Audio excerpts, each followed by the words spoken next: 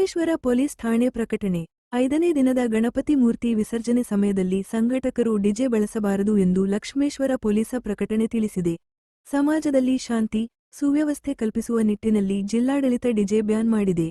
ಗಣೇಶ ವಿಸರ್ಜನೆಯನ್ನು ನಿಗದಿಪಡಿಸಿದ ಅವಧಿಯೊಳಗೆ ಮಾಡತಕ್ಕದ್ದು.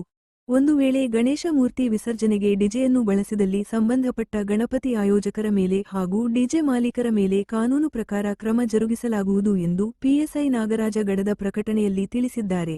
ಅಲ್ಲದೆ ಶನಿವಾರ ರಾತ್ರಿ ಪೊಲೀಸರು ಸಾರ್ವಜನಿಕರಲ್ಲಿ ಜಾಗೃತಿ ಮೂಡಿಸುವ ಸಲುವಾಗಿ ಪಟ್ಟಣದಲ್ಲಿ ಬೈಕ್ ರ್ಯಾಲಿ ನಡೆಸಿದರು. ವರದಿ ನಾಗರಾಜ ಹಣಗಿ, ಪ್ರಜಾಧ್ವನಿ, ಲಕ್ಷ್ಮೇಶ್ವರ.